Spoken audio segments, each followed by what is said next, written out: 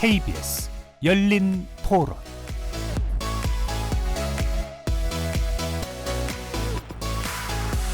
안녕하십니까. KBS 열린 토론 정준희입니다. 부동산 가격이 폭등했잖아요. 그래서 부동산을 가진 사람들은 정말 2배, 3배 이상으로 지금 늘어났어요. 재산이. 근데 그렇지 않은 사람들은 오히려 자산이 더 줄고 주거 환경도 위협을 받고 있고 굉장히 심각하다고 생각해요. 있는 사람들은 더 있고 없는 사람들은 더 심하고 주택 문제 포함해서 다.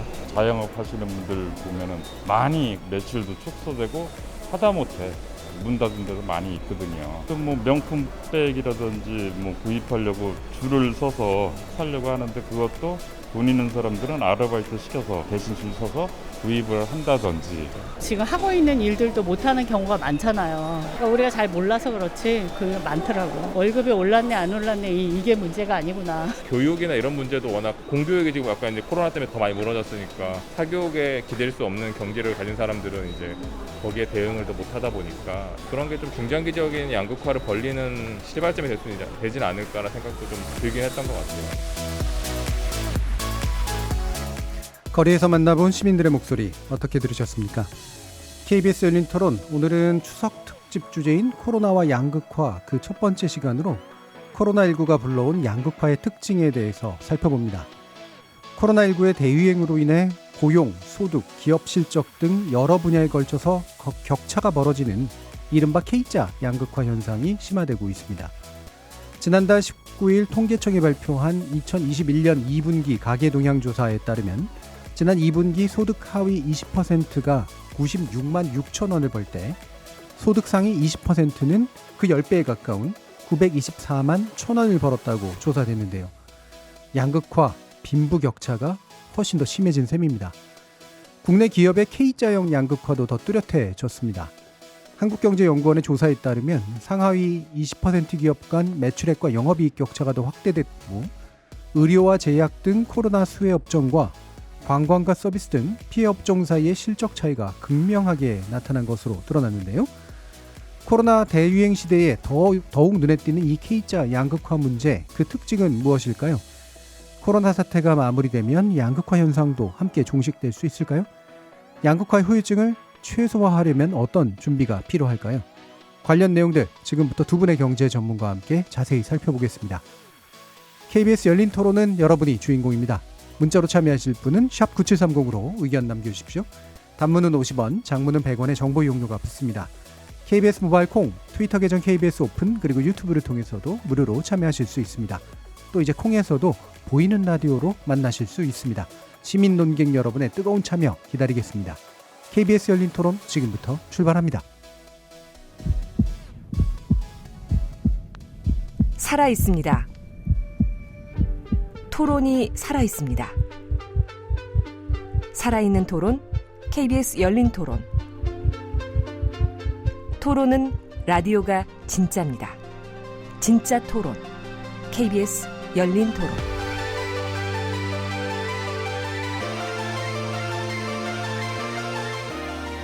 네, 저희 추석 특집 주제 양극화 문제 다뤄주실 두 분의 경제 전문가 소개해드릴 텐데요.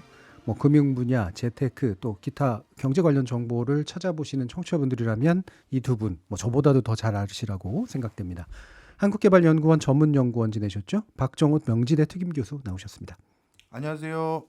자, 그리고 매일경제신문 기자 출신이시고요. 경제뉴스 아주 쉽게 풀어주시는 분이기도 합니다. 정철진 경제평론가 함께하셨습니다. 안녕하십니까, 정철진입니다. 자, 이게 작년에도 사실 K자 양극화 문제 이맘때쯤 또 많이 다뤘는데요.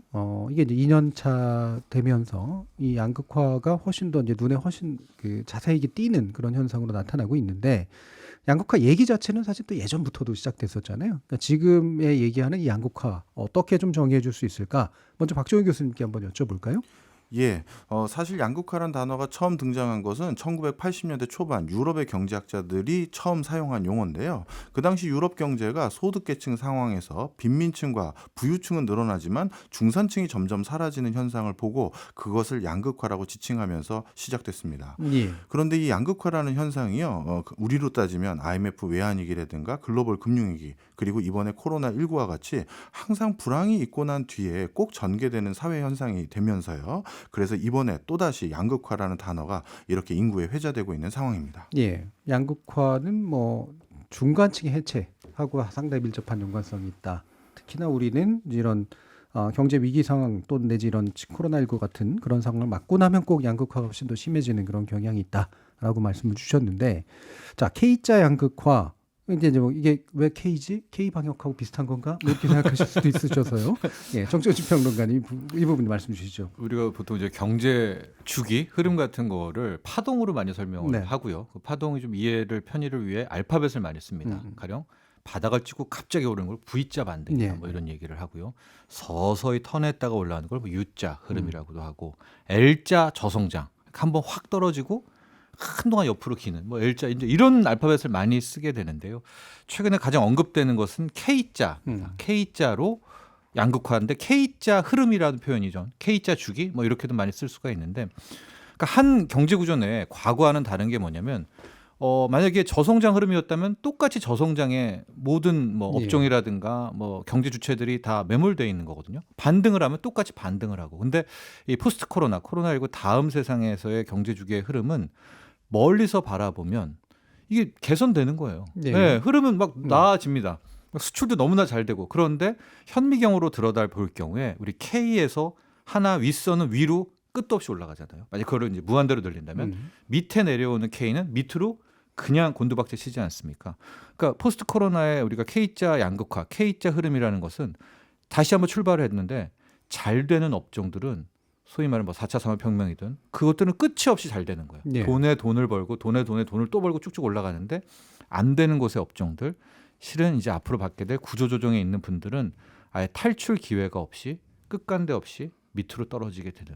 예. 그러니까 이게 참 처음 보게 되는 흐름이어서 이 정책 당국다, 또 뭐 통화 주체들, 통화 정책의 주체들도 이걸 어떻게 할 도리가 없는 겁니다. 뭐 좀 이따 또 얘기는 하겠지만은 과거에 다 힘들었다. 돈 풀면 됩니다.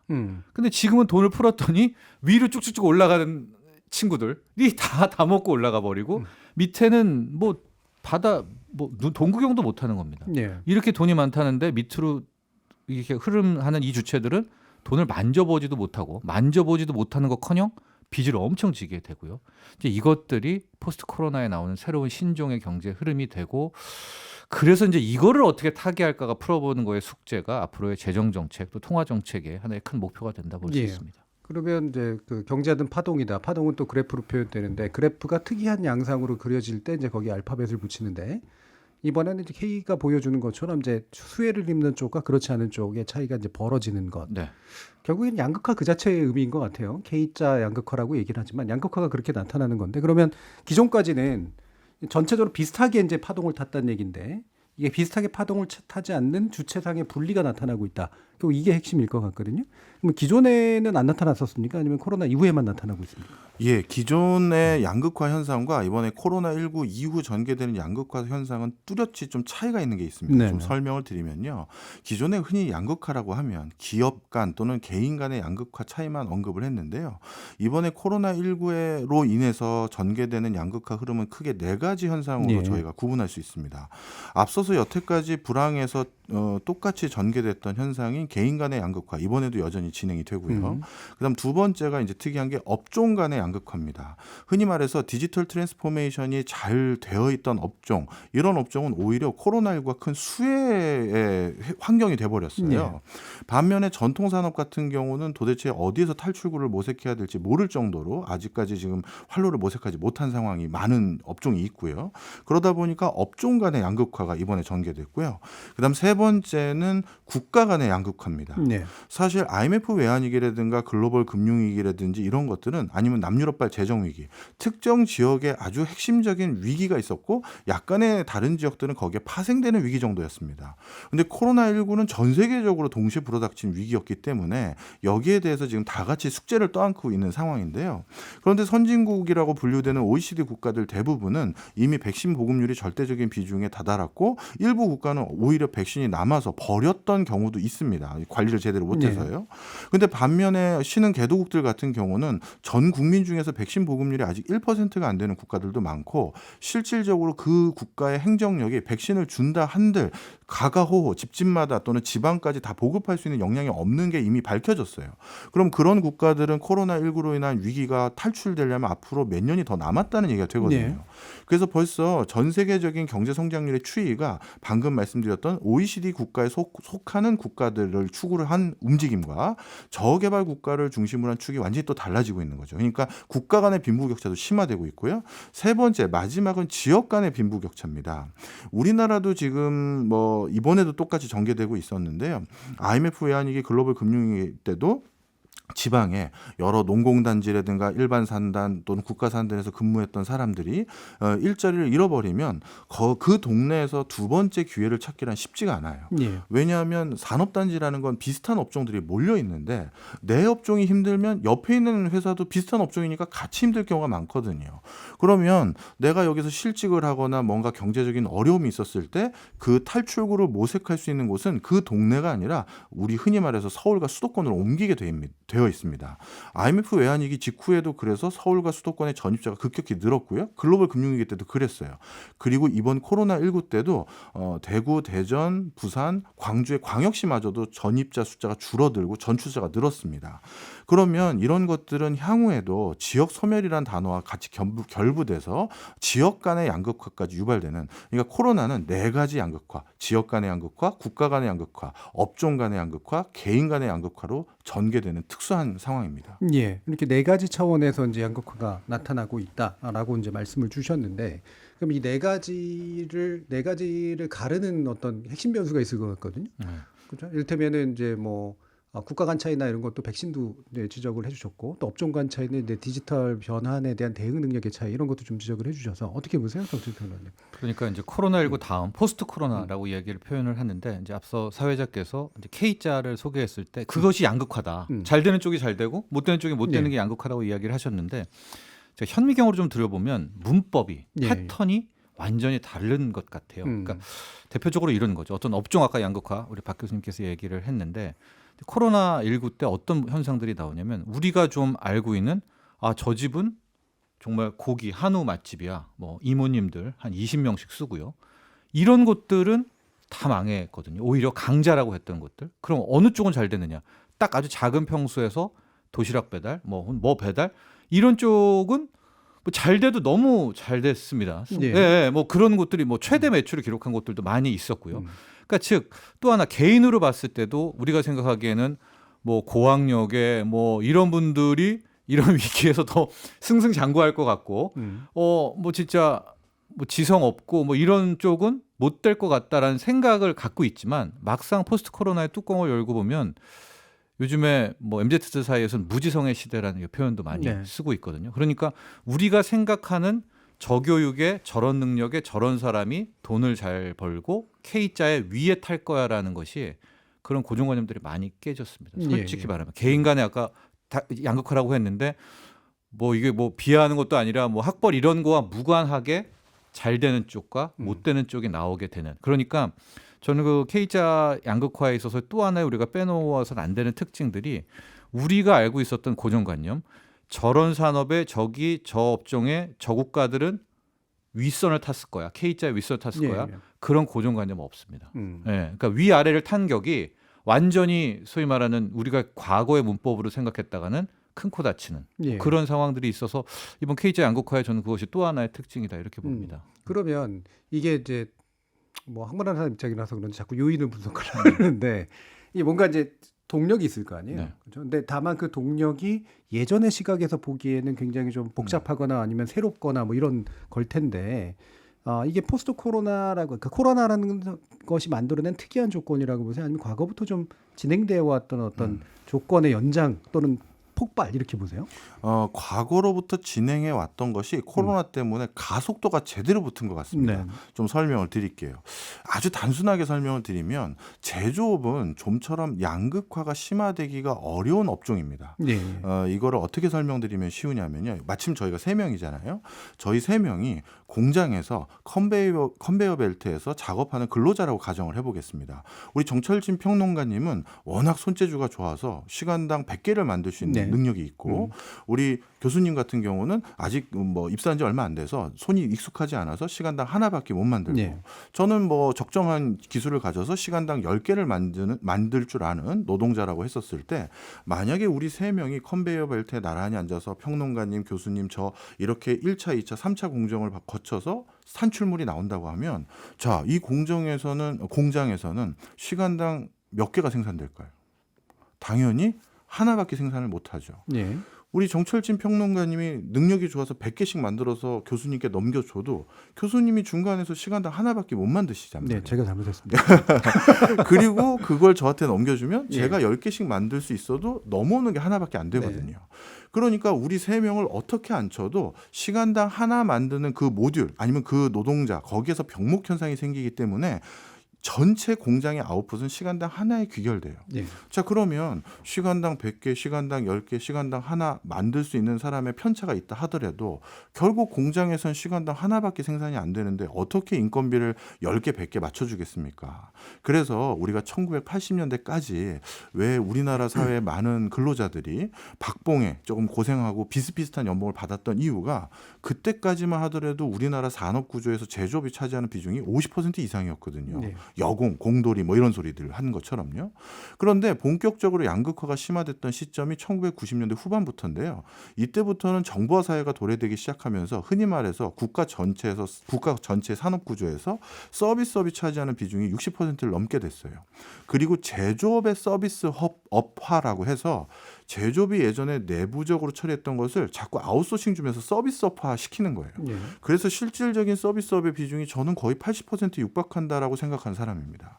자, 그런데 서비스업은 어떻게 되느냐? 임금 구조가 아까 말씀드렸던 것처럼 개인의 역량에 맞춰서 거기에 맞춰서 인건비를 줄 수 있는 구조가 서비스 업종이에요. 법률 서비스, 의료 서비스, 교육 서비스, 자기가 스타 강사인지 무명의 강사인지 아니면 초일류 대형 로펌의 변호사인지 아니면 개인 변호사인지 이거에 따라서 급여 차이가 있는 거지 않습니까? 이처럼 서비스업이 사회 전반의 비중에서 산업구조 비중에서 높아지니까 양극화는 자연스럽게 발생을 하는 거죠. 그래서 우리나라와 유사하게 산업구조가 서비스업화로 고도화되는 모든 국가에서는 비슷한 수위로 양극화가 전개되긴 해요. 자, 그런데 이번 코로나19 때는 어떤 일이 생겼냐면 거기에다 하나 더 붙여서 모든 서비스 업종의 디지털라이제이션, 글로벌화가 가능하게 된 겁니다. 그럼 어떻게 되는 거냐 하면요. 그동안 우리 사회를 지탱해왔던 여러 가지 중요한 펀더멘탈, 최저임금이라든가 52시간 제도라든가 우리 같은 직장인들에게 안락한 그래도 직장 생활을 할 수 있는 기틀이 돼줬던 그런 제도들인데 이게 사실 워킹하기가 힘들어집니다. 예를 들어서 비대면 환경으로 누군가를 고용할 수 있다는 건 꼭 국내 사람만 고용하는 게 아니라 해외도 고용할 수가 있는 거거든요. 온라인상이니까요. 그러면 우리나라에서 시간당 최저임금으로 설정한 것보다 더 낮은 국가의 근로자에게 웹디자인이나 소프트웨어 개발이나 이런 걸 부탁할 수 있는 모듈이 생겼고요. 그걸 이미 많은 우리나라 중견기업, 대기업, 소기업까지도 활용하고 있어요. 그러다 보니까 이제 이런 과정에서 그동안 우리의 소득을 보존하려고 했던 사회적 마지막 안전장치마저도 이번 코로나19가 풀어버리는 효과도 일부 있었던 겁니다. 예. 자, 그러면 죄송합니다. 일단은 이제 그 산업 구조의 변동이라고 하는 것이 굉장히 좀 큰 요소였고 네. 그 산업 구조가 대체로 성과 평가가 되게 명확하게 눈에 보이는 그런 산업 구조 위주로 이어지게 되면서 기존에 이제 만들어놨던 노동의 어떤 기본적인 그 법제라든가 사회적 설계라든가 이런 게 제대로 이제 막 조정해서 배분을 해주기가 굉장히 어려워진 그런 조건, 피해 나갈 수 있는 일들이 되게 많아졌기 때문에, 근데 그런 게 결국은 잘 사는 국가, 못 사는 국가, 또는 잘 나가는 업종, 그렇지 않은 업종, 개인 간 차이, 지역적 차이 이런 것들을 만들었다. 자, 이렇게 이제 그 보고 계세요. 이 부분 어떻게 보세요, 정철준? 네, 저는 뭐 동의하고 공감하고요. 약간 색다른 시선으로 저는 바라보면 자본의 흉계 예. 이런 쪽도 저는 생각을 많이 하고 있거든요. 이제 거대 자본이라는 주체가 있는 거예요. 이 자본은 한치의 오차도 허용하지 않고 자기 뜻대로 뭐 메커니즘을 풀어가고 싶어하는 이제 그런 어떤 큰 거대 자본이라고 하겠습니다. 근데 그 거대 자본이 이렇게 보니까 많은 변수들이 있었는데 그 변수들은 뭐냐? 뭐 앞서서 박정호 교수님도 얘기했지만 특출한 개인이 하나가 딱 등장을 합니다. 정준희 교수가 등장을 하게 되면 통제 밖으로 넘어가게 된다. 네. 그러니까 그런 것들이 굉장히 좀 거슬렸단 말입니다. 또 어떤 곳에서 기술을 하나 떡하니 내놓으면 그 자본은 나는 돈이 많은데 그 기술 많은 애한테 많이 뺏겨왔다는 거죠. 그래서 저는 이 거대 자본이 많은 시행착오와 고민을 끝에 플랫폼이라는 새로운 하나의 형태를 창조해냈다. 그래서 하나의 내가 자본을 들여서 공간을 만들어 놓을 테니까 여기에 특출난 공급자들 다 오고 돈 있는 소비자들 와서 매치메이커를 시켜주는 거예요. 그럼 어찌됐건 변수를 상당히 줄일 수가 있죠. 내 판에 안에서 다 노는 거니까. 내 판에서 뛰어난 유튜버를 보겠습니다. 뛰어난 유튜브 안에 들어와야 돼. 유튜브가 있어야 소비자도 오고 어디서 자기가 완벽하게 통제가 되는 건 아니겠습니까?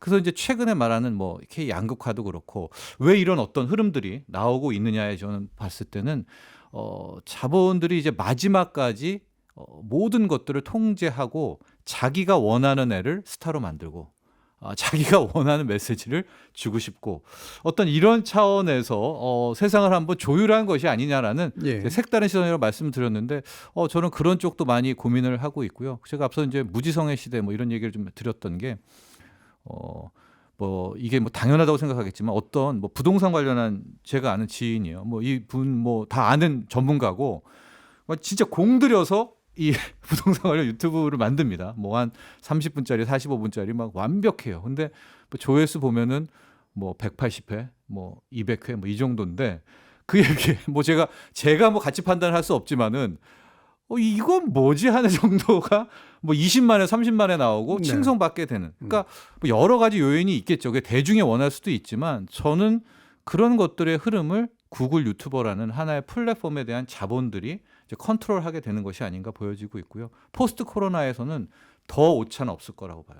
더 자본이 원하는 방향 여기서 해야 되면 우리가 다 딸려가게 되고 우리가 지금까지는 뭐 자본가와 뭐죠 사용자와 노동자 정규직 비정규직 이런 구조는 완전히 이제 곧 몇 년 내로 끝내고 플랫폼 안에서 다 소위 말하는 공급자와 소비자가 종속되는 그런 모습들이 나오지 않을까 또 그런 생각도 해봤습니다. 뭐 흥미로운 시각이라고 지금 말씀을 주셨습니다만 원래 이제 자본이라는 건 결국 이윤율 쫓아가는 거잖아요. 네. 그래서 전 세계를 쫙 봤을 때 이윤이 상대적으로 높게 나오는 것에 이제 몰리게 되고 그게 경쟁력을 갖게 되고 그러다가 비슷해지면은 이윤율이 또 쭉 비슷해지다가 또 새로운 이윤율 주는 데 또 옮겨가게 되고 보통은 이제 이런 식의 이제 구조로 보는데 거의 끝단계까지 왔다고 지금 짜증이 나는 거죠. 그러니까 예. 제가 배달 앱으로 짧게 설명을 해드리면 과거에는 정말 장인 맛집이 있었어요. 그럼 자본이 어떤 형태였냐? 그 장인 밑에 들어갑니다. 그래서 내가 여기 지금 10억 있으니까 태우고 싶다. 집은 2%만 달라. 그럼 뭐 싫습니다. 막 또 뭐 이런 형태였잖아요. 그러니까 그게 너무나 이제 짜증 나고 싫으니까 딱 배달 앱을 놓고 장인 너네 들어와서 주문 내가 전하는 콜만 받아. 그럼 완벽하게 그 맛집 장인도 장악할 수가 있게 된 것 아니겠습니까? 그래서 저는 그런 어떤 마지막 단계로 오지 않았는가 그렇게 보고 있습니다. 그러면 이제 아직은 이제 플랫폼이 모든 걸 다 장악하고 있는 건 아니니까 최근에 플랫폼들이 좀 주가가 떨어지고 있는데 규제 때문인가요? 어떻게 보세요? 플랫폼을 참 저도 음과 양을 동시에 보고 있습니다. 어떻게 보면 음의 방향은 벌써 우리 정철진 평론가님께서 얘기해 주셨으니까 저는 약간 이제 균형을 잡는다는 의미에서 양쪽을 또 한번 얘기를 해볼게요. 제가 지금 우리 동시대를 살아가고 있는 현상을 설명하는 여러 가지 자주 쓰는 용어 중에 하나가 의례 전성시대다라는 표현도 써요. 그게 무슨 소리냐? 아직까지 무슨 소리냐? 의례 전성시대라니 교수님 이렇게 얘기하실 수도 있는데 저는 그렇게 생각하지 않습니다. 예전에 예를 들어서 저 같은 공부하는 사람이 아니면 우리 정철진 평론가님 같은 경제 해박하신 분들께서 자기 의견을 피력하고 자기 견해를 말을 하려면 우리 공중파 3사 정도 말고는 채널이 없었어요. 아니면 누군가가 나를 모함하거나 나를 음해하려고 했었을 때 저 그런 사람 아닙니다라고 항변을 하고 싶어도 그런 매체에서 저를 안 받아주면 보도에 안 실어주면 알릴 방법이 없었어요. 근데 지금은 어떻게 됐느냐? 아무리 한 개인이라 하더라도 본인이 어떤 이유든 간에 다양한 형태로 파급 효과를 일으킬 수 있는 경로들이 너무나도 많아졌습니다.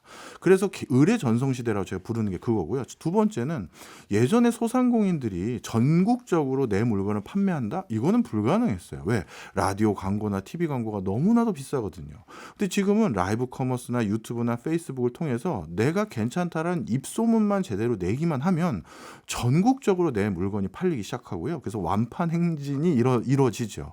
그래서 저는 물론 플랫폼 기업의 수수료 부분 이건 좀 다른 문제고요. 예. 이건 좀 다른 문제고 적어도 플랫폼이 도입돼서 나를 알릴 수 있는 많은 채널이 생긴 것은 이건 함부로 이제 을을 상대하기 어려워진 을의 전성 시대를 열었던 이유가 하나 있고요. 이것 때문에 어떤 일이 생겼냐면 을들 중에서 두각을 나타내는 을들이 위너 테이크스 올을 해버린 거예요. 예. 시장을 전부 가져가 버린 거죠.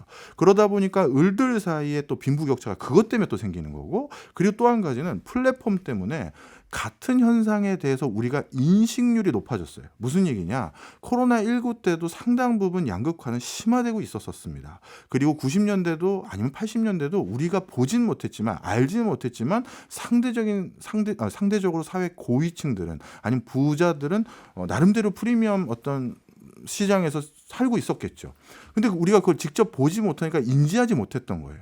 근데 지금은 정말 다양한 매체에서 그들이 어떻게 사는지, 나는 어떤 상황인지 비교 대조가 확연히 되다 보니까 같은 양극화가 있다 하더라도 플랫폼 때문에 인식 자체가 높아지니까 이게 사회 문제로 더욱더 불거지는 거죠. 예. 뭐 굳이 제가 두 분의 말씀 억지로 이제 연결해서 이어붙이지는 않겠습니다만 이럴 수는 있는 것 같아요. 그러니까 새로운 플랫폼의 등장이라고 하는 건 기존의 경계를 좀 허물어서 기존에 이제 그 경계 안에서 굉장히 좀 유리하게 싸웠던 이제 플레이어들이 실제로 그냥 서로 막 그 1대1로 싸워야 되는 그런 상황이 벌어지면서 재편이 일어난 건 맞는데 그래서 재편이 일어나면서 전체적으로 막 글로벌 시장으로도 늘어나고 그다음에 기존에 진출하지 못했던 새로운 행위자들이 나타나서 뭔가 선도력도 가질 수 있게 됐는데 이게 판이 이제 커지다 보니까 글로벌한 차원에서 이제 이런 일들이 벌어지고 그다음에 승자가 모든 걸 독식하는 그렇죠. 그런 상황이 또 벌어지잖아요. 예. 그러니까 아까 이제 박종 교수님께서 지적해 주셨던 개별 민족국가 단위나 정부 단위나 이런 데서 나름대로 자신의 그 생태계 안에서 좀 이렇게 조절하고 조율하려고 했던 것들이 잘 안 먹히는 현상. 그리고 전 세계적으로 이제 플랫폼 자본들이 이제 이 부분에 있어서 상당한 것들을 가져가는 현상. 이런 것들이 좀 일정하게 일어나고 있지 않은가. 이런 식의 생각은 드는데 그러면 뭐 구체로 정부가 어떻게 해야 되냐. 이 부분은 좀 뒤에서 좀 치고요. 상황에 대한 좀 더 이야기들을 좀 필요할 것 같아요. 자, 일단 소득의 양극화가 일어나고 있으면 소비의 양극화도 일어나고 있다. 이제 이렇게 볼 텐데 각자 이제 하나씩 좀 찍어주셔야 될 것 같습니다. 소득의 양극화의 핵심적인 측면, 소비의 양극화의 핵심적인 측면. 일단 박종훈 교수님부터 말씀해 주실까요? 예, 소득의 양극화는 앞서서 말씀드렸듯이 어떤 제품이 좋다라는 평판이 한번 형성되면 거기에 어떤 이제 신앙과 같은 힘이 생깁니다. 예. 이걸 학계에서는 에코챔버 효과라고 불러요. 좀 설명드리면 이게 사실 정치적으로도 좀 안 좋게 작용하는 부분이 있는데 설명을 드리겠습니다. 예를 들어서 내 견해가 알고리즘 때문에 더 공고해지는 거예요. 내가 어떤 유튜브 영상을 즐겨 보기 시작하잖아요. 그러면 그것과 비슷한 성향의 유튜버 영상들만 나에게 추천을 해줍니다. 아니면 내가 어떤 유튜브 채널이나 아니면 어떤 물건을 좋아하면 그 물건과 계속 연이어서 내가 후속 소비를 할 수 있는 것들을 저에게 계속 추천해줘요. 그러면 저의 소비 패턴이나 아니면 가치 판단은 그쪽으로 편향될 수밖에 없거든요. 그게 한번 어느 정도 규모로 대세가 이루어지면 그것에 의해서 수혜를 받는 어떤 특정 대상이 생기겠죠. 뭐 우리 흔히 말하는 셀럽의 유튜버라든가 아니면 소상공인인데 항상 잘 나가는 뭐 소상공인이라든가 이게 한번 형성이 되고 나면 아무리 그 옆에 새로운 뭔가 소득을 창출할 수 있는 아이디어와 신제품을 가지고 나온다 한들에도 이 알고리즘을 뛰어넘을 수가 없는 거예요. 그러다 보니 소득 양극화를 고착화시키는 가장 주범 중에 하나가 또 플랫폼의 알고리즘. 저는 그렇게 보고 있습니다. 예. 이게 이제 과거에는 소득이라고 하는 게 되도록이면 국가가 좀 맞춰주려고도 물론 노력했고 뭐 노조가 이제 또 힘써가 집단 교섭도 하고 그래서 대충 피라미드였잖아요. 그러니까 돈 많이 버는 사람은 조금, 그 다음에 중간층이 적당히, 돈 적게 버는 사람이 약간 더 넓게. 근데 이 부분이 이제 완전히 급격한 이제 피라미드가 돼서 아주 소수가 엄청나게 많은 돈을 버는. 저는 이렇게 표현해요. 앞핀을 거꾸로 놓은 구조. 그러니까 밑은 평범하고 한 사람이 그냥 탑에 있는. 그렇죠. 예. 이게 이제 신자유주의 시대 때부터 나타나기 시작했는데 지금 플랫폼과 함께 이제 확 이제 커져가고 있는 현상일 텐데 이 부분 소비의 측면하고 또 어떻게 연결될까요? 모양은 거의 비슷한 것 같습니다. 예. 예, 그런 형태가 뭐 맨 꼭대기와 맨 밑에가 남아 있는. 그러니까 밑에를 바라보면 어떤 플랫폼의 장점이라도 볼 수가 있겠죠. 요즘은 정말 유통 마진을 다 빼버렸기 때문에 그러니까 우리가 요즘 라이브 커머스 얘기 많이 하잖아요. 예. TV 홈쇼핑도 뭐 싸다 하는데 라이브 커머스는 TV 홈쇼핑에서의 로스 비용도 다 뺍니다. 그냥 떡 하나 놓고 뭐 진짜 아이폰 갤럭시로 그냥 사진 찍었는데도 거기에 뭐 3,000명, 4,000명, 5,000명이 뚝딱 사갑니다. 왜냐? 가격이 엄청 싸게 되거든요. 예. 같은 물품에. 그러니까 저도 이제 연배에 걸맞지 않게 라이브 커머스를 오히려 많이 삽니다. 예. TV 예. 홈쇼핑보다는. 예. 그러니까 이 저가 쪽은 다 가져가는데 어떤 문제가 있냐? 앞전 끝에 있는 가령 슈퍼카 장인들이 차 한 대 만드는데 뭐 거의 7개월, 8개월 네, 걸리는 네. 슈퍼카라든가 또 아니면은 요즘에 뭐 롤렉스 너무 유명하니까 롤렉스 시계 스위스 장인들 막 다 지금 할아버님들 만들어가지고 지금 사면은 뭐 4년 뒤에 살 수 있는. 그러니까 소비도 그러니까 딱 그거 아니면 맨 밑에서 싼 거 아니면 자신이 생각하는 가장 고가를 네. 선호하게 되는 그러니까 이 완전한 양극화가 되면서 중간이 텅텅 비게 되는 거예요. 그러면 뭐 그럴 수도 있지라고 하지만 이런 거죠. 우리의 공급자도 그리고 우리 인간이라는 존재가 위아래만 있는 거 아니잖아요. 천재하고 그냥 뭐 밑에 밖에 있는 거 아니라 뭐 그냥 보통인 사람들도 있고 이 사람들도 어떻게든 생활을 영위해 가야 되는데 이렇게 소득 구조에서도 꼭대기하고 밑에만 남고요. 소비에서도 꼭대기와 밑에만 남게 되면 결과적으로는 허리가 미드필더가 없어지게 되고요. 예. 그렇게 되면 지금까지 포스트 코로나는 우리가 생각했던 방법으로는 풀 수 없는 문제들. 그래서 뭐 제가 뭐 특정 어떤 대통령 후보를 얘기하는 게 아니라 이건 MMT라는 현대통화이론에 나온 뭐 기본소득이라는 예. 게 전 세계에서 왜냐 중간이 못 살거든요. 아예 그냥 고열을 짜가지고 밑에서 박리담회를 하든가 정말 막 나만이 갖고 있는 기술, 뭐 슈퍼카 만들 수 있는 기술 이 사람 빼면 나머지는 뭐 먹고 삽니까? 거기다 또 AI가 또 쉐어하게 되고 그러니까 그런 흐름들이 또 자연스럽게 최근에 경제 이런 통화 흐름과 맥락을 닿아서 흘러가지 않는가 예. 또 이렇게 봅니다. 그러니까 실제로 그 젊은 층들 소비 성향도 방금 말씀 주신 그거하고 되게 밀접한 것 같아요. 예를 들면은 그 가격이 뻔히 이제 눈에 보이는 그런 흐름에서는 최대한 싼 거 빨리 찾아가지고 빨리 소비하고 네. 그다음에 중간권 잘 소비 안 하고 가끔씩 돈 모아서 되게 비싼 거 네. 명품 사거나 뭐 엄청 비싼 거. 그렇죠. 그런 거만 네. 엄청 비싼 이른바 거. 플렉스를 해줄 네. 수 있는 그런 걸 사거나 해서 중간을 잘 소비를 안 하는 그런 경향도 분명히 좀 생긴 것 같아서 이를테면 화장품 같은 경우도 굉장히 비싼 거랑 그다음에 인터넷에서 흔히 살 수 있는 것에서의 소비가 몰리고 중간은 사실은 사라져가는 네. 그런 측면들이 분명히 있는 것 같거든요.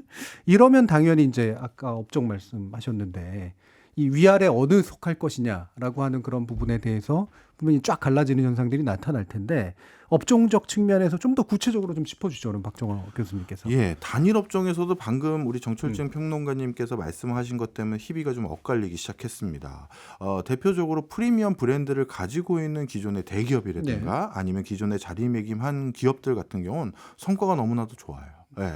그런데 반면에 우리가 이제 미들 레벨에 있었던 어떻게 보면 우리나라 허리를 지키고 있었던 중견기업, 중소기업들이 지금은 나름대로 알만한 사람은 아는 브랜드지만 명품 브랜드까지는 못 갔어. 나중에 거길 도전하려는 많은 그 계층들이 가지고 있는 브랜드는 이미 그 브랜드 가치가 의미가 없어진 상황이 돼버렸어요.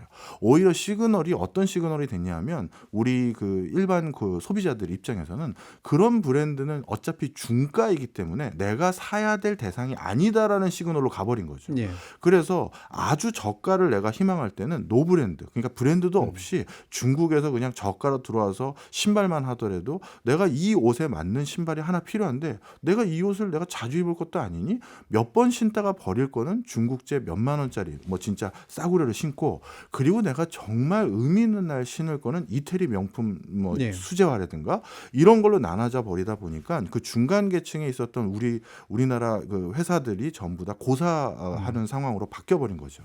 그래서 업종 내에서도 이렇게 희비가 엇갈리기 시작했고요. 그다음에 업종 간 부분에서는 지금 이렇게 어려움에 처한 기업들이 어떻게든 자신들의 활로를 모색해야 되지 않겠습니까? 그런 과정에서 고객들이 가장 많은 시간을 이미 체류하고 있는 것은 온라인으로 바뀌어 버렸습니다. 예. 그러다 보면 온라인에서 무엇인가를 판매하기 위해서는 그 온라인 플랫폼과 온라인 채널을 가지고 있는 사람들을 활용해야 되는데, 그러면 그 사람들 입장에서는 지금 사회 구조상 내가 많은 사람들의 주목을 받는 유일한 채널이라는 걸 알고 있는 상태에서 그렇게 다급한 많은 회사들, 우리 거를 어떻게든 알리고 싶은 회사들이 있었을 때 교섭력에 있어서 이 플랫폼이 훨씬 우위에 있을 수밖에 그렇죠. 없겠죠. 그러다 보니 디지털 쪽에서 요즘 뭐라 할까요? 흔히 말해서 교섭력의 우위를 훨씬 갖고 여러 가지 사업적인 딜을 하고 있는 건 분명한 사실입니다. 예. 자, 이게 사실 예전에 이제 뭐 경제 공황이나 불황이나 이런 거에 대한 긍정적 해석 같은 경우에는 이게 일종의 혁신을 이제 진작시키고 혁신 기업들이 새로 이제 안착하게 만들므로써 기존 산업 구조를 바꾸고 한계 기업의 자연스러운 퇴출을 돕는다. 이제 대충 이런 식으로 이론이 구성되잖아요. 네. 지금도 분명히 한계 기업들은 양산되고 있겠죠. 네. 근데 이 퇴출 이후가 혁신 내지 어떤 안정적 산업 재배치 이런 식으로 갈까 의심 들었거든요. 제가 이제 또 추석에 너무 좀 어두운 이야기를 하나 좀 그런 생각도 좀 드는데, 저는 이번에 만약에 구조조정이 온다면 그 구조조정은 굉장히 클 거라고 보고 있거든요. 그러니까 이미 우리나라 한계 기업들 뭐 얘기, 우리뿐만이 아닙니다. 세계 한계 기업들. 그러니까. 보통 한계 기업이라는 것은 이자 보상별 뭐 써가지고 뭐 대출 이자 있을 거 아닙니까? 자기가 번 돈으로 적어도 이자는 갚아야 되잖아요. 이윤을 못 남기더라도. 근데 그 이자조차도 지금 갚지 못한 기업들이 40%입니다. 근데 이게 우리가 뭐 많은 편도 아니고 전 세계가 다 이만큼 돼요. 근데 왜 안 망해? 그랬는데 이자율이 엄청 싸잖아요. 그러니까 근근히 버티고, 또 하나 돈을 잘 꽂았습니다. 그래서 그 돈으로 여기까지 지금 다 왔어요. 그러니까 2008년 세계 금융위기 터지고 2009년에 양적화라는 거 진짜 뭐 듣도 보도 못한 퀀턴티브 이징이라는 걸 쓰게 되면서 그거 계속 뿌리는 게 지금 11년간 뿌린 거거든요. 그리고 중간에 한번 그만할게 하다가 좀 땡깡 부리면은 더 하고 해서 여기까지 와서 뭐 지금도 안 하겠다라고 하는데 미국에서는. 근데 저는 아마 곧 인플레이션이 확인이 되면 이번만큼은 넘기지 못할 거고, 그렇게 되면 이제 소위 말하는 결단의 순간이 오겠죠. 예. 돈을 점점 줄이게 되는. 이제 그럴 경우에 다가오는 이제 구조조정이 있을 텐데, 보통은 그게 건전한 구조조정이라고 하잖아요. 건전한 구조조정은 뭐냐? 그 사업이 끝나면 비슷한 류로 다시 갔을 때 구조조정인데, 만약에 이번에 구조조정이 되잖아요. 그럼 저는 완전히 넥스트 레벨 4차 산업혁명으로 완전히 넘어가게 돼버리는, 차도 이제 이 내연기관 차가 아니라 새로운 전기차 시대라는 완전히 단절의 시대가 와버리게 된다고 보거든요. 예.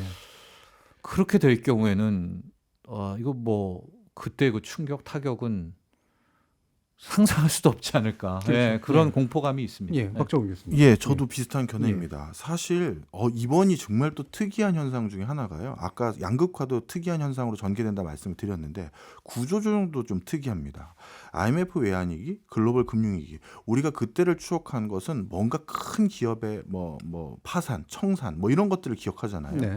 자, 지금 코로나19 그런 거 없었습니다. 무슨 얘기냐? 아직까지 구조조정이 일어나지 않은 불황이 코로나19예요. 왜? 이거는 기업의 잘못이 아니었거든요. 네. 예전에는 IMF 외환위기나 글로벌 위기 때는 어떤 기업의 탐욕이나 잘못함으로 인해서 파생된 거기 때문에 그거에 대해서 단죄를 할 수가 있었어요. 근데 지금은 갑자기 천재지변 아니겠습니까? 이건 내 잘못이 아닌 거예요. 내가 좀 사업 성과가 안 좋았는지 모르겠지만 그래도 이건 내 잘못은 아닌 거죠. 그래서 많은 국가들이 이 코로나19로 어려워진 기업들을 일단은 살려주고 있어요. 대표적으로 독일은 항공사 루프트한자를 그냥 국영화 시킨다든가 이런 식으로 어떻게든 다 살려줘 놨죠. 자, 그런데 코로나19가 드디어 어느 순간인가 일단락이 되던, 아니면 위드 코로나로 전환이 되는 순간 이제 그런 기업들의 개별적인 지원, 무차별한 지원을 해줄 수 있는 명분은 없어져 버립니다. 그렇죠. 그러면 그동안 어떻게 보면 수혈을 받아서 살았던 기업들이 드디어 어떻게 보면 불황이 끝날 쯤에 이제 본격적인 구조조정에 직면하게 되는 것이거든요. 저는 그래서 이게 위드 코로나라고 할지 포스트 코로나라고 해야 될지 그건 뭐 제가 방역 전문가라서 아니기 때문에 잘 모르겠습니다만, 그쯤 되었을 때 이제 구조조정이 시작될 것이고, 그때 경제를 아까 정철진 위원님처럼 똑같이 전 되게 크게 걱정하는 편입니다. 예. 그러니까 상당히 그 추석 전에 말하기 참 그런. 그러니까요. 아니 누가 특집을 이걸로 잡은 거예요. 어두운데요. 풍성한 한가위가 아니라. 풍성해야 되는데. 그러니까요. 예, 이게 참 고민하는 한가위인 것 같은데. 네. 그러면 이제 아까도 네 가지 격차 이런 양극화 현상들을 얘기해 주셨습니다만 이게 참 워낙 진행되는 양식을 보면 결국엔 누가 이기고 누가 질 것이다에 대충 짐작은 가긴 하지만 그 어떤 결과는 굉장히 혹독할 것이다로 결국은 이제 이어지는데 국가 간 차이가 있다고 해도 국가 안에서도 지역 차이가 굉장히 심하잖아요. 결국엔 보면은 특정 국가 안에 특정 지역이 특정 업종과 함께해서 특정 개인들과 굉장히 커가고 나머지는 굉장히 줄어들고 이런 식의 현상들이 나타날 것 같은데 뭐 지역 소멸 내지 국가 안에서도 굉장히 큰 격차들이 생겨나는 것들. 그럼 이거는 어느 정도 현상으로 좀 진행될 거라고 판단을 하세요? 저는 일단 전박이적이라고는 보고 있거든요. 네. 그러니까 뭐 선진국이라고 해도 피해갈 수는 그렇죠. 없는 예. 그런 전박이적인 타격이라고는 보고 있는데 어쨌든 저희가 이제 양극화라는 이슈가 나왔기 때문에 지역 간의 양극화 이슈도 함께 좀 다뤄보면은 지역 소멸인 거죠. 지역 소멸. 제가 이제 지난주였었죠. 목포가 22만 명의 인구가 붕괴가 됐다. 네.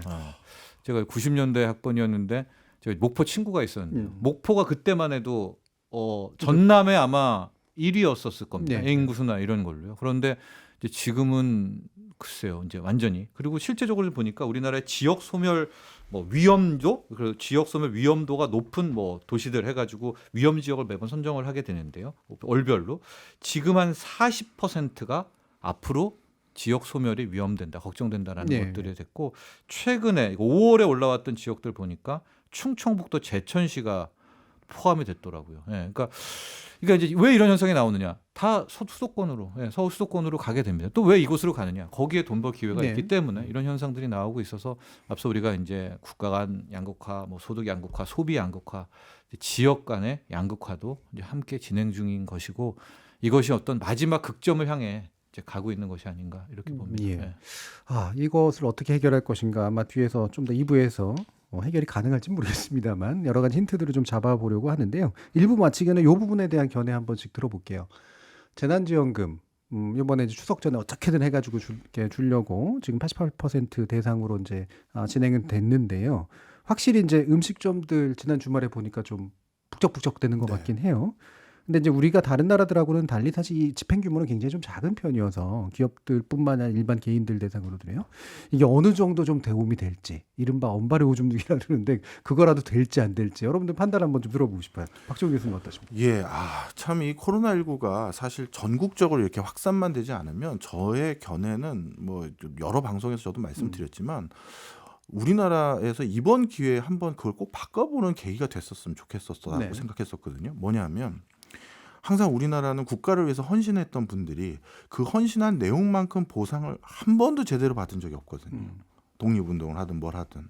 그런데 만약에 코로나19가 대구든 광주든 대전이든 어느 지역만 국한돼서 정말 창궐했다면 그 지역에서 문 걸어 잠궜던 많은 소상공인 분들에게 본인들의 피해 금액보다 적은 금액을 보상해 주는 게 아니라 그렇게 문 꽁꽁 걸어 잠궈 주신 덕분에 우리가 지금 잘 견뎠습니다라고 하면서 더 큰 보상금을 받아들이는 이걸 한 번만 했었어도 아마 이 4단계 방역을 초창기 어느 국지적인 공간에서 먼저 했었을 때 아주 철저한 동의와 협조가 있었을 거예요. 근데 이 초창기에 그런 그림을 그리지 못하고 전방위로 흩어지다 보니까 지금 많은 사람을 나눠주다 보니 이렇게 금액이 작아졌는데 하여튼 저는 그 부분이 이 과정에서 제일 아쉬웠던 부분이었어요. 그러니까 뭔가 희생한 만큼 협조한 만큼 보상을 받는다라고 하는 그런 시그널을 남기지 못한. 그렇죠. 되게 어정쩡하게 돼버린. 어떻습니까, 정철주님? 그러니까 재난지원금의 이제 효과 이런 것들을 좀 보면 제가 앞서 이제 약간 좀 공포감 어두운 극점 이야기를 했었는데. 이런 부분을 생각해 볼 수 있을 것 같아요. 우리가 이제 재정학에서 언제 재정에 이전 소득을 투입해야 되느냐. 떨어질 때가 아니거든요. 떨어질 때는 정부는 안타깝지만 이걸 방관하는 것이 좋다라고 돼 있어요. 그럼 언제 투입을 하느냐. 이게 바닥을 찍고 올라올 때 그때 때려 박는 게 가장 좋은 그런 행태란 말이죠. 근데 재난지원금이 우리가 작년에도 했고 이번에도 했을 때 제가 약간 좀 이게 조율이 됐나 안 됐나가 의구심이 드는 것이 위드 코로나가 지금 언제 어디까지가 약속이 돼 있나가 좀 궁금하거든요. 그게 무슨 얘기냐?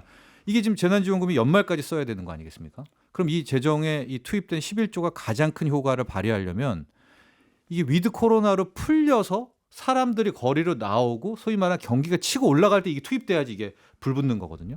이게 불을 붙이지 못하면 무슨 효과가 있느냐? 소득 대체 효과가 나옵니다. 즉 네. 100만 원 받았으면은 100만 원만 딱 쓰고 나머지 100만 원을 킵하는 그런 구조거든요. 우리가 지금 원하는 건 100만 원 쓰고 플러스 한 60만 원 더 쓰는 걸 원하는 그런 대목이어서 정은경 청장도 약간의 이제 위드 코로나 이런 거 얘기들을 해서 이게 저는 베스트 효과가 나오려면 그러니까 경기 부양 차원에서만 본다면 빨리 그 위드 코로나와 함께 이게 같은 구조로 타고 가야지 그거 없이 사회적 거리두기는 이렇게 강하게 계속 가면서 여기 11조가 풀리면 이건 전형적인 소득 대체 효과로 끝날 수밖에 없다라는 점 그런 점 말씀드리고 싶습니다. 두 분 다 공통적으로 적히신 게 어정쩡함인 것 같아요. 이게 두 가지 성격이 동시에 다 있는데 기본적으로 협조해 준 분들에 대한 또는 피해를 입은 분들에 대한 보상 내지 보전 조치 같은 게 좀 있고 또 한편에서는 소비 진작을 기대하는 어떤 측면들도 있는데 이게 늘 어정쩡하게 좀 얽히면서 시기를 판단하는 문제, 규모나 대상을 판단하는 문제가 명확하지 못했던 측면들이 좀 있는 것 같습니다. 자, 지금 현재 우리 양극화가 어떤 식의 의미를 갖고 있는가를 코로나19와 함께 좀 살펴보고 있는데요. 이어지는 2부에서는 그 내용들 좀 더 깊이 들어가 보면서 어떻게 이 미래를 전망해야 될지 이야기 나눠보도록 하겠습니다. 여러분은 KBS 열린 토론과 함께하고 계십니다. 저도 작년까지만 해도 이맘때쯤까지만 돼도 조금 원 상태로 가지 않을까라는 생각을 했었는데 수업 방식 같은 식으로 다 이제 온라인으로 지금 전환됐는데 이제 온라인의 단점들이 조금 있으니까 조금 더 나은 방향으로 지금 너무 가계부채가 늘었다고 줄이려고 지금 대출을 조금 제한을 시키려는 거잖아요. 근데 한편 또 이제 저희 같은 뭐 서민들 입장에서는 대출도 제한을 받으면 우리가 뭐 무슨 능력으로 우리의 뭐 주거지를 사냐.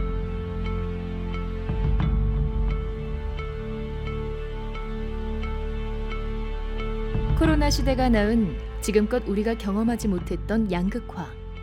우리는 이 파도를 넘을 준비가 돼 있을까요? 여러분은 지금 KBS 열린 토론 추석 특집 3부작 코로나와 양극화를 듣고 계십니다.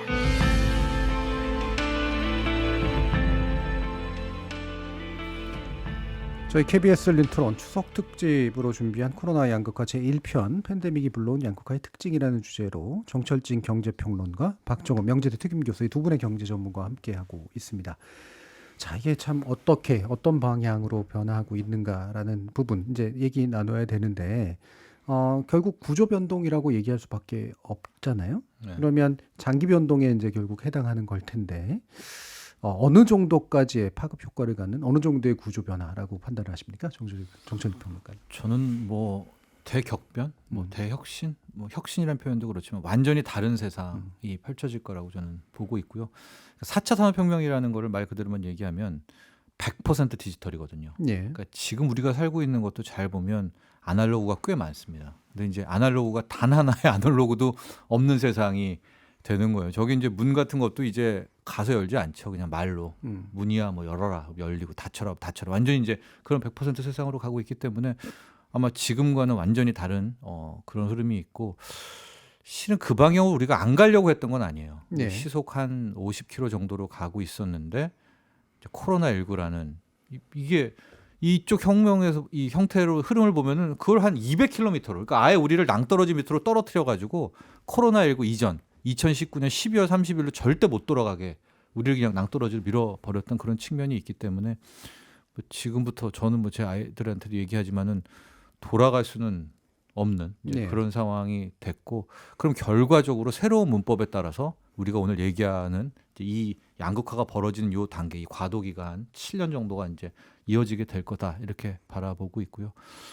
제가 좀 약간 좀 싫었던 거, 좀 우려했던 거는 코로나19를 핑계로 해서 쏟아부었던 돈입니다. 예. 네, 이 돈은 실은 이 돈 때문에 더 많은 왜곡들이 나올 거라고 보고 있는데 가령 부동산만 봐도 2019년까지도 많이 올랐지만 그 이후에 코로나19로 인해서 어쩔 수 없이 큰 돈을 우리가 전 세계가 쏟아부었잖아요. 근데 그 돈은 실물 경제로 거의 안 갔고요. 예. 거의 자산 가격에 다 파킹이 됐거든요. 뭐 부동산이랑 양동이 어마어마하게 갔고요. 주식이라는 것에 또 어마어마하게 갔고. 그러니까 돈 담을 데가 없으니까 코인이라는 거에도 또 왕창 담겨져 있는.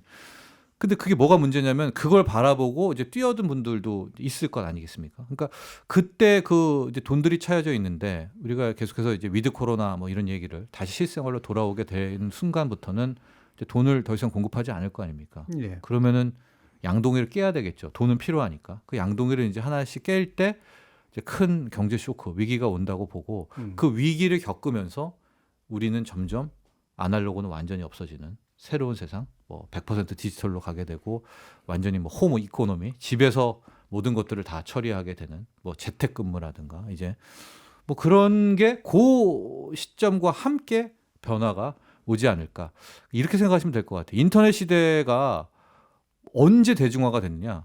초반에는 엄청나게 버블을 땡겼죠. 예, 99년, 2000년에 닷컴 버블이 오고 그게 무너지고 나서 한 1, 2년 뒤부터 이제 인터넷 세상이 완전히 적응이 되는 거거든요. 네.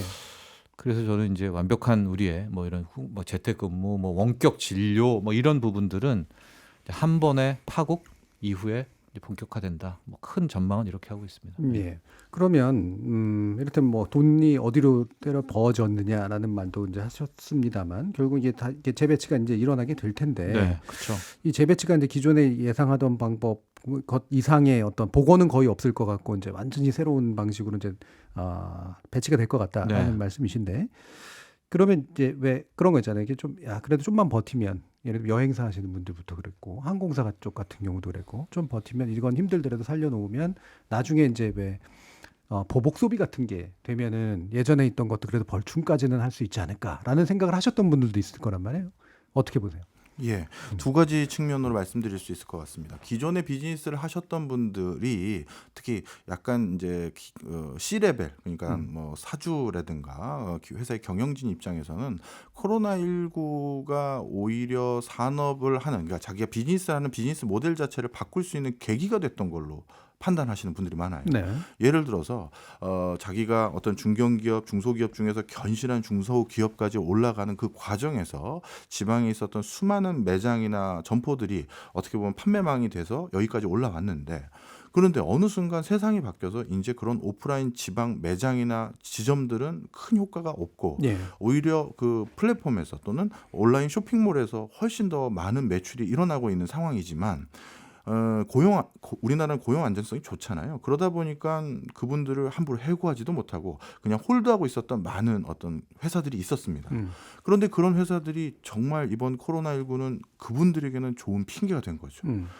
이런 상황 때문에 지방에 있는 그 수많은 지점들을 내가 유지할 수 없게 됐고 그래서 폐쇄한다. 그러면서 많은 분들을 일순간 서비스 업종에서 특히 내보낼 수 있는 기회가 됐던 거거든요. 그리고 나서 코로나19가 어느 정도 진정되고 나서 다시 사회적 거리두기 완화했었을 때 그분들이 그럼 회사로 다시 돌아왔느냐? 아닙니다.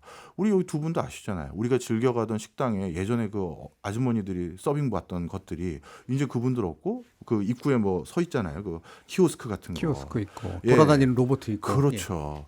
그래서 어떤 업종은요. 이번이 탈고용으로 전환할 수 있는 제일 절호의 대의명분이 되어줬던 걸로 생각이 들고요. 예. 그게 하나 되게 안타까운 부분이고요. 또 한 가지 부분은 항상 불황인 시점에 신산업이 태동됩니다.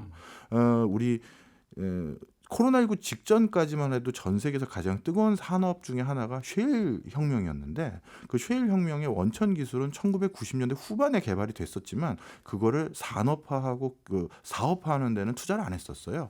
왜냐하면 너무 많은 돈이 들어가는데 자칫 잘못하면 큰 낭패를 볼 수 있잖아요. 그런데 언제 사업화의 시도가 됐느냐?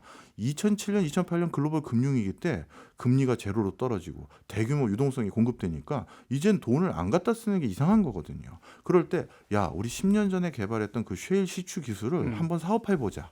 그때 대규모 투자가 들어갔고 그 투자의 씨앗이 10년도에 만개를 해서 2018년도에 미국이 전 세계 1등 산유국이 되는 혁신으로 이제 이루어졌잖아요. 이번 코로나19도 똑같은 일이 일어나기 시작했습니다. 이번 코로나19 때 제로금리 그리고 수많은 유동성이 공급된 걸 바탕으로 어차피 정해져 있던 미래를 앞당겨보자. 그걸 우리 쪽으로 바꿔보자라고 해서 대규모 투자가 감행됐고요. 그래서 지금 자동차는 전기 자동차가 정말 화두가 됐고 그다음에 에너지 파트에서는 신재생 에너지가 큰 화두가 됐고 이런 것들이 아마 이제 코로나19 이후 산업 구조 전반의 새로운 어떤 산업의 싹 이게 어느 나라에서 지금 가져가는지 여기에 대해서 국가별로 또 경합을 벌이고 있는 상황입니다. 네. 자, 그러면 이 부분을 결국에는 사실은 이후에 재성장이 이루어지더라도 특정 업종이나 특정 이를테면 A하고 연관됐거나 비대면과 연관됐거나 뭐 이런 것들하고의 이제 4차 산업혁명이 본격화되는 그런 거로 갈 테고 그것의 대표적인 형태는 고용 없는 성장이 될 가능성이 상당히 높을 텐데 네. 개인이 그러면 이제 어떤 일들을 해야 되느냐 참 고민스럽잖아요. 투자의 관점에서건 어떤 노동의 관점에서건 간에.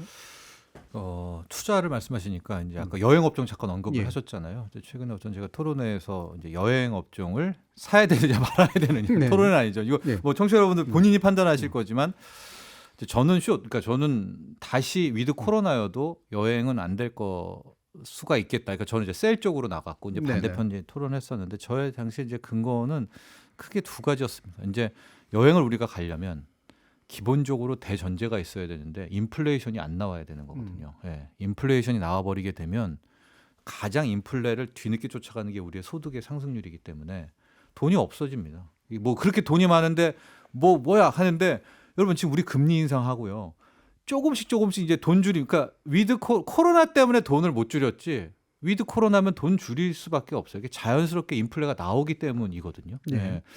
그러면 지금이야 막 여행 가고 싶지만 만에 하나 내 주식의 계좌, 내 부동산 집값, 뭐 내 코인 가격이 떨어졌고 내가 갑자기 직장에서 오히려 코로나 때는 뭐 힘내 이러다가 갑자기 막 진지한 표정 짓고 이러면 저는 더 여유가 없을 거라고 이렇게 보는 판단이었었고 제가 두 번째에서 인플레이션의 지금 근거가 국제 유가라는 거 탄소 중립을 얘기를 하는 거거든요. 이게 무슨 얘기냐면 실은 인플레이션을 막을 방법은 하나 있습니다. 그건 탄소 중립의 시기를 완전히 늦춰버리는 거예요. 그래서 미국이 아까 쉐일 혁명 얘기하셨는데 쉐일을 갖다 들이부어서 유가가 지금 한 뭐 배럴당 $70, $72를 한 $20로 한 $10로 떨어뜨리면은 또 인플레는 완전 해결되는 거거든요. 깔끔하게 해결이 돼요. 근데 제가 또 공교롭게 느꼈다라는 게 지금 탄소 중립이어가지고 그 미국 같은 경우엔 땅덩이로 200년, 300년 쓸 수 있는 쉐일을 안 파요, 바이든은. 그러니까 왜 탄소 중립으로 가야 되니까. 그러니까 인플레를 스스로 자초하고 있는 거거든요. 그렇게 왜 그럼 인플레냐? 원유가 더 부족해지니까 하게 되고 지금 우리의 대체 에너지라고 있는 태양광 이런 쪽은 아직은 비싼 에너지입니다. 나중에 싸지겠죠. 엄청 싸지겠지만 이런 과도기 속에서 우리는 물가 상승을 고스란히 맞을 수밖에 없다. 그렇다면 우리가 다시 위드 코로나로 출발했을 때 이 업종은 코로나 때 힘들었기 때문에 이제는 수혜야. 이런 어떤 A to B의 그런 단편적 사고는 절대 위험하지 않을까. 차라리 그냥 국제유가 앞으로 더 오를 거다. 아니면 뭐 대체 에너지 막 이런 업종에 그냥 그런 거에 그냥 철강 뭐 이런 거가 오히려 인플레이션 해지로 낫다. 그러니까 투자 쪽입니다. 여러분들 투자는 본인이 판단하시고요. 이런 견해를 갖고 있습니다. 그러니까 이른바 이제 지금 잠시 홀드 상태에 있거나 어려운 상태에 있는 대다수의 산업이나 업종이 아까 얘기하셨던 V자 반등 내지 U자 반등은 없을 거다. 일부에게 있어서 지금 이미 잘 나가고 있는 것들에게서 뭔가 또 다른 어떤 기회는 생길지 몰라도. 자, 개인의 어떤 측면 또 보세요? 정 교수님. 저는 왜 이렇게 추석 때 어려운 우울한 주제를 다들 잡으신 거예요. 제가 학생들에게 그 지난 학기 종강할 때 이렇게 표현을 한 적이 있습니다. 코로나 이전의 세상은 안 돌아올 것 같다. 그렇다면 지금 앞으로 우리가 준비해야 될 건 이후에 변화된 세상을 내가 빠르게 대비하고 거기에 미리 가 있어야지 뭔가 아니야 다시 돌아오겠지라고 했다가는 큰 경제적 낭패를 볼 것 같다라고 말을 한 적이 있습니다. 대표적으로 제가 요즘 가장 많이 회의에 참석하고 있는 것 중에 하나가 자동차 분야예요. 우리나라 제조업 일자리의 10개 중 하나는 자동차 관련입니다. 그런데 이렇게 빠른 속도로 전기차로 전환이 되고 나면 우리 흔히 말하는 그 자동차 벤더 회사들 1차 벤더, 2차 벤더, 3차 벤더에 종사했던 그 많은 분들은 이제 더 이상 그 많은 부품이 필요가 없거든요. 자동차는 화석연료 기반의 자동차는 부품이 2만 개 가까이 필요하지만 전기 자동차는 15,000개 내외의 부품만 있으면 되거든요. 그러면 그 수많은 그 화석연료를 기반한 부품을 만드는 회사에 근무했던 그분들이 과거에는 나는 1차 벤더에 근무를 했다가 여기서 퇴직할 때거나 나이가 많이 들면 2차 벤더에 또 조금 더 작은 회사로 가서 이직해서 높은 자리를 하거나 이렇게 계속 고용을 연이어갈 수가 있었던 경로가 있었었는데 그게 완전히 단절돼 버리는 거고요. 그 속도와 그 시기가 굉장히 앞당겨지고 있습니다. 그래서 이것을 국가 차원에서도 많은 것들을 좀 도와줘야겠지만 제가 좀 오늘 추석 때 좀 이런 표현은 그렇습니다만 누가 경제적으로 어려워졌을 때 그 피해의 가장 큰 당사자는 개인이거든요. 네.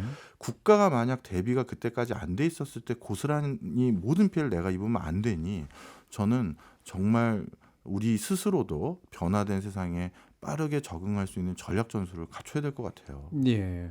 개인이 뭔가 주머니를 차고 있어야 된다 네, 말씀이신데. 뭐라도 해야 예. 된다는. 예. 예. 뭐라도 해야 된다. 뭘 할까요?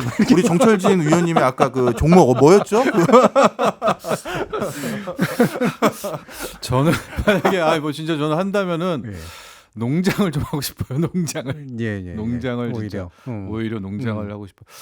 뭐 다 뭐 경제 전문가분들, 미래학자분들이 걱정하는 포인트가 있겠지만은 저는 물가 상승이거든요. 네. 저는 인플레이션은 뭐 세계 금융 대통령이라고 하는 제롬 파월 연준 의원은 매일 연방준비제 의장은 매일 일시적이다, 트랜지토리다. 이거는 연말이면은 확 떨어진다, 물가 상승이 확 떨어진다라고 하는데 저는 안 믿거든요. 이게 제가 봐도 이게 물가가 떨어지려는 가능성은 거의 0에 가깝습니다. 네. 게다가 이 탄소 중립이 지금 이 속도로 가게 되면은 석유는 더 안 쓸 텐데 우리가 이런 생각을 하죠. 이제 석유를 안 쓰니까 석유값이 떨어지겠거니. 그렇지가 않습니다. 오히려 석유값이 비싸야 우리가 내연기관차 안 타고 전기차 타는 거거든요. 하고 죽기 전에 마지막 그 원자재 발악들이 있어요. 그렇게 되면 이제 인플레는 하늘을 치솟게 될 텐데 그 인플레를 뭘로 막지? 근데 저도 못 막을 것 같고요. 1000억대 부자인 그분도 못 막을 것 같아요. 하고 이거는 이 인플레라는 만약에 리스크가 왔을 때는 이거를 뭘로 피해갈까에 대한 고민이 그건 정말 돈 많다고 누구는 피해가고 그런 단계의 인플레이션은 아닐 것 같아서 아마 청취자분들 중에는 더 뛰어나신 분들이 있을 텐데 제가 던지고 싶은 화두는 물가 상승인데 그 물가 상승이 전통적인 물가 상승이 이때는 지금까지 인플레가 왔을 때 우리가 음식값이 뭐 비싸봤자 뭐 그랬지 않습니까? 근데 저는 의식주에서의 진짜 완전 전통적 인플레도 이번에 가능할 수가 있다. 그래서 그런 대비 차원에서 제가 아까 농장을 하고 싶다는 얘기는 한 거는 할 수는 없죠, 제가. 근데 뭐 능력도 안 되고요. 예. 그러나 그런 대비들이 분명히 필요할 것 같고 그런 차원에서 제가 늘 투자 지표 하나를 말씀드린 게 국제 유가입니다. 예. 국제 유가를 매일 아침 일어나서 확인하셔서 WTI 뭐 기준으로 배럴당 뭐 지금 70달러, 72달러인데 이게 80달러, 뭐 88달러 이 정도 선을 넘어서는 순간은 진짜 이제는 100달러 이상으로 가고요. 유가가 오르면 소비자 물가 상승률은 당연히 따라서 오르게 될 것 같고 여기에 전 세계적인 위드 코로나가 오면 이제 그런 거잖아요. 쉽게 말해서 이제 10,000원짜리를 팔았던 사장님들도 이제 장사 시작하는데 뭐 12,000원, 13,000원 이제 따라잡아야 되잖아요. 2년치를. 그럼 전방위적인 물가 상승. 그랬을 때는 그걸 잡으려고 뒤늦게 금리 인상을 하거든요.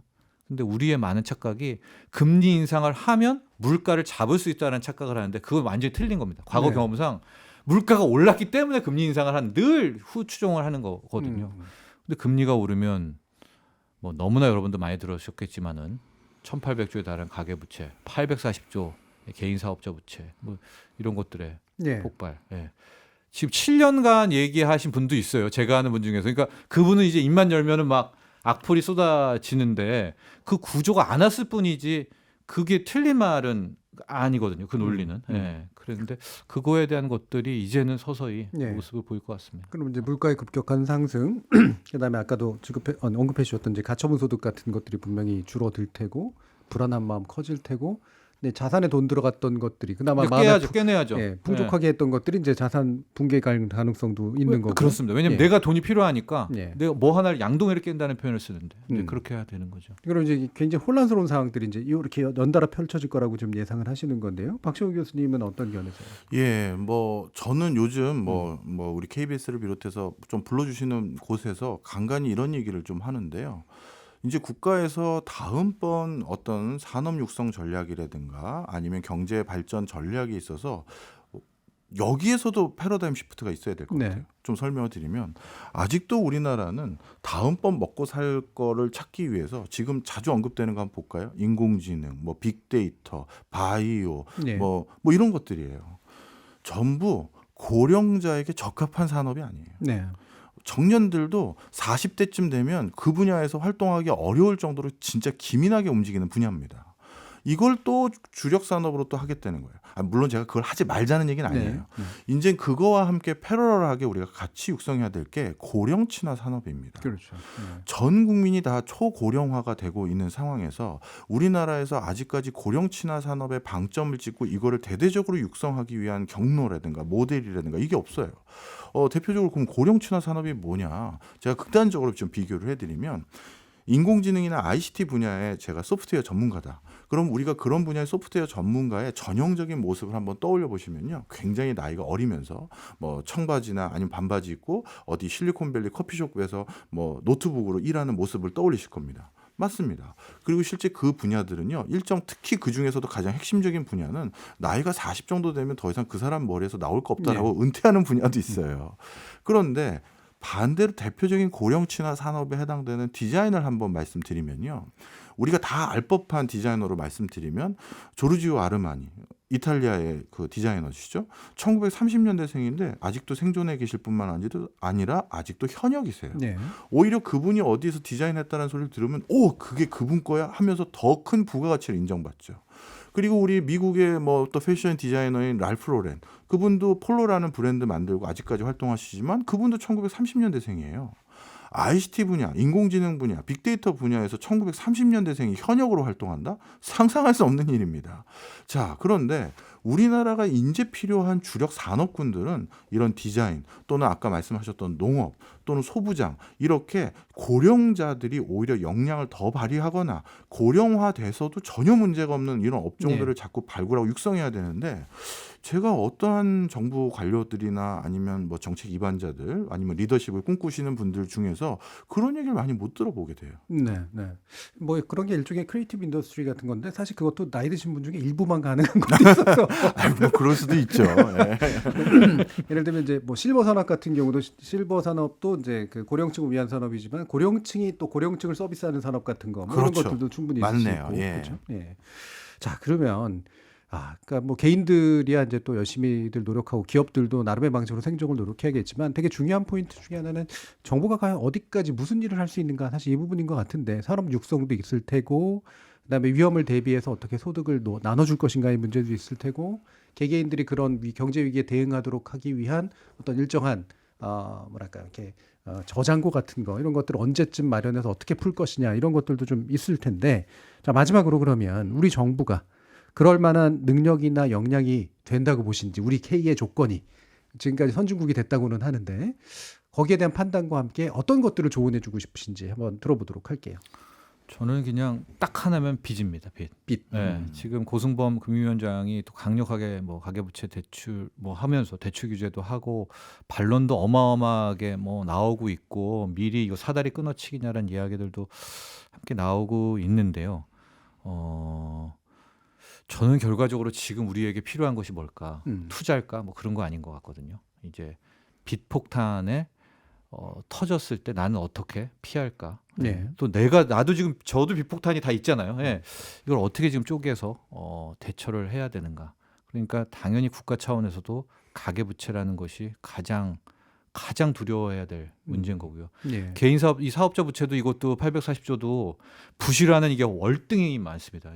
이거는 제가 보기에 840조 중에 이미 지금 이자를 안 받고 있어서 연체율이 안 잡히는 거죠. 위드 코로나와 함께 이게 터지기 시작하면은 진짜 걷잡을 수가 없다고 봅니다. 2002년 우리 월드컵 때 LG 카드라는 카드채 사건 그 회사 하나 망했을 때도 이게 사회가 완전히 막 정말 안타까운 사연들 많았었거든요. 막 젊은 여대생들이 뭐 어떻게 되고 이런 사건. 근데 지금 이 빚은 상상도 못할 빚입니다. 그래서 정부가 빚 이거 하나 하고 어떻게 하면 빨리 빚을 좀 갚아나가게 하는지. 예. 또 다짜고짜 또 줄이는 것보다는 숨통을 좀 트이면서 하는 방법. 이게 여기에 구체적인 디테일은 뭐 제가 여기서 재현할 수는 없겠지만은 화두를 삼는다면 저는 부채 관리, 빚 관리가 1순위 추석 이후에 1순위라고 저는 보고 있습니다. 예, 정부가 해야 될 일 부채 네. 관리다라는 말씀 주셨어요.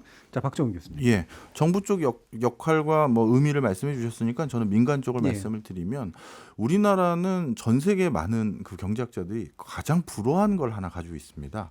바로 산업의 다양성입니다.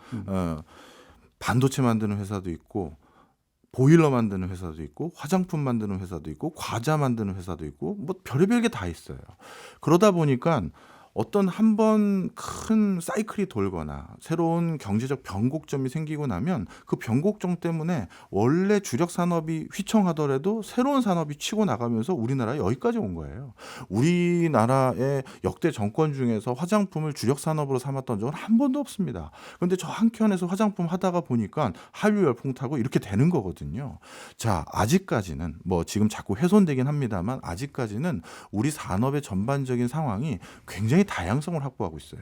그래서 저는 이 다양성을 바탕으로 코로나19가 어느 정도 진행되고 난 뒤에 새로이 변화될 산업군 속에서 전기 자동차든 자율주행 자동차든 아니면 신재생 에너지 속에서 다양한 새로운 산업이 다시 파생될 텐데 그때 그 파생되는 산업에 바로 치고 들어갈 수 있는 우린 기반이 다 있습니다. 네. 저는 그래서 그런 기반들을 잘 활용해서 이 고비도 좀 잘 넘어가기를 간절히 바라는 마음입니다. 예, 지금 이제 정부는 일단 이제 부채 관리에 최대한 신경 써야 된다. 그다음에 이제 박정훈 교수님 같은 경우는 민간의 경우에는 상당한 이제 그 산업의 다양성이라든가 하는 것이 있기 때문에 이 다양성의 역동성을 어떻게 이제 되살려낼 것인가 이 부분에 또 신경을 써야 된다라고 한 말씀 지금 쭉 주셨는데요. 자, 그러면 개인 내 관점에서 보든 또는 기업의 관점에서 정부의 관점에서 보든 간에 이거를 한 사람이 하나가 다 풀어낼 수는 없을 거 아니에요. 어떤 것들이 맞아떨어지면 그래도 비교적 충격 없이 좀 해나갈 수 있을까? 그나마라도 좀 나은 신호는 뭐가 있을까? 한번 또 더 들어보도록 할까요? 그러니까 빚을 왜 졌는지를 봐야 되겠죠. 예. 만약 부채 관리 차원에서 본다면 그 빚이 부동산 때문이든 주식 때문이든 생활이 힘들어서든 그런 것들의 고리를 정부가 다 알을 수는 그렇죠. 없거든요. 예. 그러니까 개인 차원에서는 이건 정말 그야말로 개인이 풀어가야 될 문제입니다. 그러니까 어떤 분은 뭐 부동산에 너무 많은 빚이 있는 분도 계시겠고요. 사업하다가 빚을 많이 졌던 분도 계시겠고요. 뭐 주식에 지금 코인에 뭐 이렇게 각자 그 빚들의 약점이 있을 겁니다. 근데 저는 희망회로 우리가 돌린다고 하잖아요. 근데 지금은 그 회로를 돌릴 때는 아닌 것 희망회로는 같아요. 다 타버렸죠. 희망회로를 돌릴 때는 아닌 것 같고 냉철하게 뭐 이제 금리가 오르면 내가 원리금은 얼마를 내야 되지? 그러면 내 원리금은 어떻게 내가 갚아내지? 라든가 이런 시뮬레이션 차원이 필요하다고 보고요. 그런 서비스를 좀 금융기관이 해줘야 된다고 봅니다. 이제는. 왜냐하면 지금 개인이 그거 하려면 막 재무설계사 또 뭐 이렇게 해야 되는 거 아니겠습니까? 이런 차원을 좀 저는 좀 기존 금융권에서 좀 해야 될 때다. 이게 진짜 걷잡을 수가 없을 것 같거든요. 위드 코로나와 함께 시작이 된다면은 그런 서비스도 많이 좀 줘야 되지 않을까 이렇게 보고 있고 그 컨틴전시 플랜이 좀 있는지 모르겠어요. 만약에 뭐 은행이라든가 금융당국에서는 이게 지금 연체가 언제부터 이게 위험하다라든가 과거엔 어땠었대라든가 인플레가 어디까지 오면 소위 말하는 정점을 찍고 무너지는 거. 2008년 세계 금융위기 때는 거의 인플레이션이 한 6%, 5.8까지 우리나라가 나오니까 그대로 이제 마치 기다렸다는 듯이 코스피가 당시 898까지 한때 2,300이었던 게 정말 그야말로 곤두박질 치지 않았었습니까? 뭐 속수무책이거든요. 그때까지 기다리면은 우리가 다 경험을 했으니까 그런 것들에 대한 준비를 이제 추석 이후부터 좀 해야 되지 않을까. 이거 다짜고짜 대출 총량도 좋죠. 규제를 하면서 이제 뭐 좀 해줘야 될 것 같아요. 컨설팅을. 여러분 이렇게 하면 이거 줄여야 되고 뭐 안타깝지만 뭐 집 팔아야 된다. 뭐 이런 정도까지의 어떤 그래서 개인의 선택이기는 하지만은요. 저는 빚 관리, 부채 관리를 이제 정말 개인이 발벗고 나서야 된다. 이렇게 그러니까 개인도 경각심을 가져야 되지만 정부 그다음에 이 금융당국이나 또는 금융기관 스스로도 어떤 시뮬레이션을 통해서 개개인들이 위험도를 줄여줄 것이냐 이 부분에 대해서 좀 협력적인 노력을 할 필요가 있다라는 말씀 주셨네요. 박정훈 교수님. 예, 뭐 제가 감히 뭐 많은 분들에게 훈계들을 두르려는 의도는 아니고요. 뭐 좀 이렇게 말씀드리고 싶습니다. 드라마의 남자 주인공을 보면 그 시대에 사람들의 어떤 여러 가지 시각들과 가치 판단을 좀 느낄 수가 있습니다. 1980년대, 90년대 드라마 남자 주인공은 뭐 어렵게 고생해서 고시 패스를 한다든가 신입사원부터 해서 승승장구해서 나중에 이제 뭐 대기업 임원이 된다든가 이런 모습들이 남자 주인공에 많이 그려졌었고요. 그다음에 90년대 후반 2000년대까지만 하면 이제 어떻게 되냐면 뭐 실장님 하면서 굉장히 젊은 부호의 자제분이 이제 등장을 하죠. 근데 요즘 보면 제가 참 우울해요. 우울한 건지 현실적인 건지 모르겠는데 드라마의 남자 주인공이 이런 엄청난 갑부집 아들도 아니고 그리고 이렇게 슈퍼적인 어떤 슈퍼 히어로적인 능력이 있어서 이렇게 그 불굴의 의지로 뚫고 일어서는 것도 아니고 그냥 일상의 소소함을 즐기는 모습들이 많이 등장합니다. 네. 저는 그런 모습들이 현실에도 이제 좀 투영됐으면 좋겠어요. 무슨 얘기냐? 너무 급해요. 예를 들어서 내 어떻게 보면 직장 생활이나 그 가게를 운영해서 좀 앞이 안 보이다 보니까 코인으로 내가 한 방에 주식으로 한 방에 사실 한 방이라는 거 자칫 잘못하면 한 방에 또 주저앉을 수 있는 거지 않습니까? 그래서 지금 드라마에서 나오는 그 소소한 행복들을 좀 즐겨가면서 과정도 좀 즐기는 그런 여유도 우리가 한번 되찾으면 어떨까 하는 생각이 듭니다. 네, 알겠습니다. 자, 오늘 추석 특집으로 준비한 KBS 열린 토론, 그럼 이것으로 모두 논의를 마무리할까 하는데요. 오늘 토론 함께해 주신 박정호 명지대 특임교수 그리고 정철진 경제평론가 두 분 모두 수고하셨습니다. 감사합니다. 감사합니다. 감사합니다. 내일 이 시간에는 추석 특집 코로나와 양극화 그 두 번째 시간으로 양극화 실태를 구체적으로 조명해보는 K자 양극화의 그늘편이 방송될 예정입니다. 많은 관심 부탁드리겠습니다.